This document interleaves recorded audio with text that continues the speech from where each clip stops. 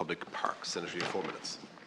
Thanks, Minister, for being here personally today. 4 minutes doesn't seem long enough to summarise the 4 years it has taken for a local sports club, St Oliver Plunkett, Owen Rua, Plunkett's GAA, to get to the point where a proposal for the redevelopment of Martin Savage Park, just off the Navan Road, was ready for a Part 8 planning process.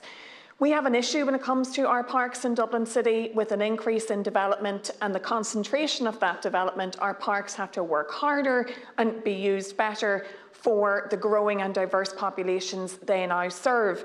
Parks and green spaces that are unutilised, whether that be for active or passive use in terms of biodiversity, is not an option anymore.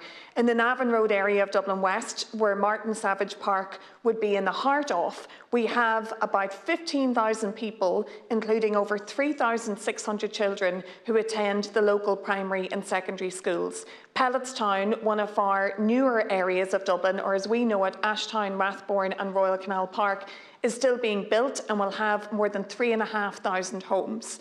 And we don't have enough access to local sports and club facilities. Plunkett's GAA, a club with over 1,350 members, 600 families living in the area, 45% female membership, where the average age is 25 years, have over 70 teams across all age groups, 400 volunteers, 150 children attending their nursery every week. They run an inclusive all-stars group for children with additional needs and have many other breakout groups like sheds, Gaelic mums, cycling and golf. This club is currently over-delivering for a community underserved by community amenities, and they need access to functional and basic club facilities to do that, and they don't have them. Currently, the clubhouse is situated beside Dublin City-owned Martin Savage Park, where they have access to basic green pitches, but these pitches are frequently waterlogged and unplayable for 6 months of the year. Just this year, they haven't been able to utilise them for 70% of the time. They can't play on dark evenings because they don't have floodlights. They travel all around North Dublin to rent all-weather facilities or any facilities at short notice when matches, training sessions and kid camps, just at Easter, for example, are cancelled.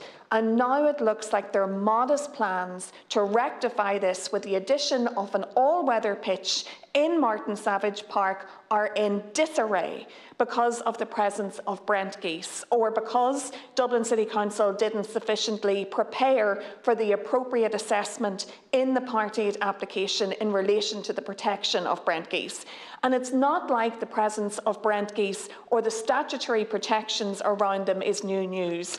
The site of the all-weather pitch in Martin Savage Park was chosen so as not to disturb them as one of the 139 playing field and other inline sites in the Dublin area that they use. We have knowledge from large-scale housing developments at St Paul's College in Raheny, the old Cadbury sites which have been refused for development and where geese has been a consideration. And we have knowledge from an all-weather pitch application at St Aidan's CBS in Dublin 9, which was given the green light. Everybody knew how important ensuring the conservation of the Brent geese was.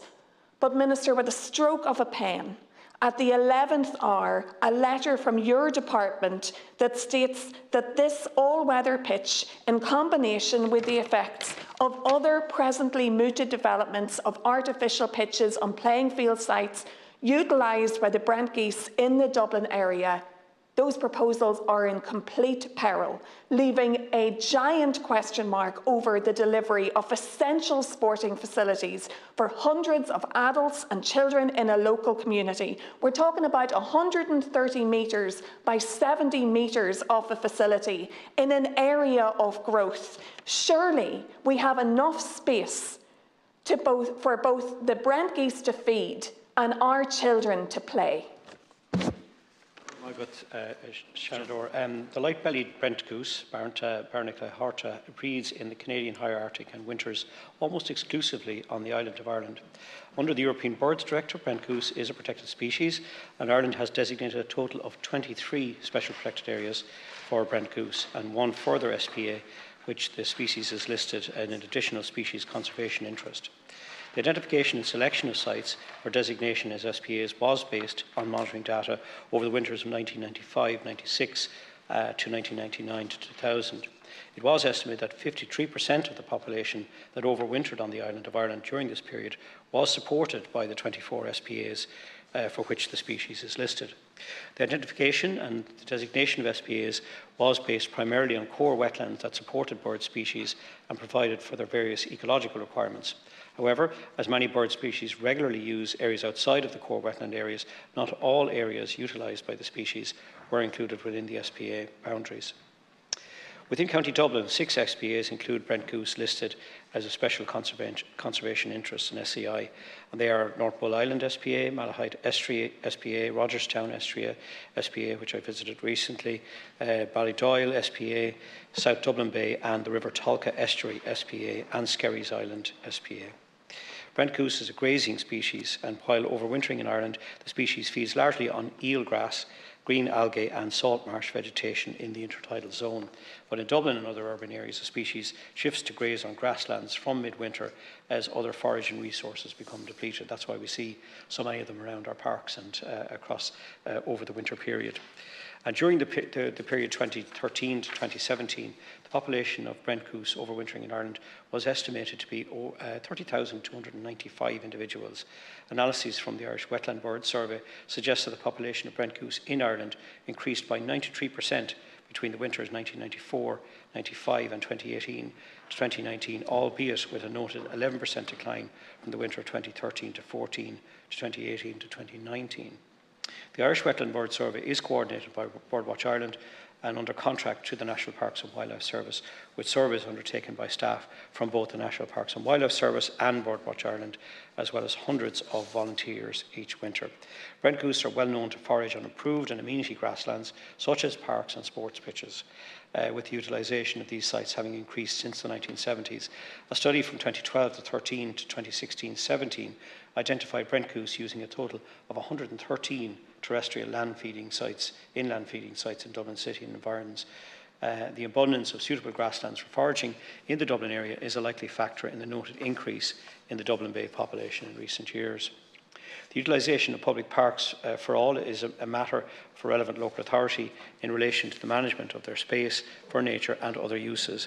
Any activities, plans or projects that affected protected species or their habitats is grounded by legislation and must be considered by the relevant authority. You mentioned the appropriate assessment for the development of Martin Savage Park. The local authorities are obliged to carry out their functions in compliance with various legislative and administrative requirements with respect to the conservation, protection and preservation of natural and built heritage. I'll come back in on a supplementary in response to Senator. Senator Currie, you have 1 minute. Thank you, Minister. I know I'm throwing a lot at you this morning, Minister, in relation to this specific case, but this is a huge problem. If we can't deliver essential sporting facilities for local children, an all-weather pitch, that should be a basic for a local sports club, facilitating so many people, actively encouraging well-being and health, a place where friendship and communities are created, and they need an all-weather pitch. We're aware of the issues around Brent geese. We've been sensitive to them. But this is an issue that I feel hasn't had the necessary response. Where is the joined-up thinking? It shouldn't just be that a letter arrives in at the 11th hour from your department and that this is all in peril. We need to look at the bigger picture here. How do we ensure, like I said, that we are able to protect the Brent geese, but also protect our children's childhood and ability to play in their local park for their local club? I absolutely appreciate the challenge that this has placed. We are in the depths of a biodiversity crisis, and it is important that we, particularly in our urban areas, and Dublin has a huge role to play, particularly in terms of species of wetland birds. We know too that the Brent goose population has increased by 230% from 94 to 95.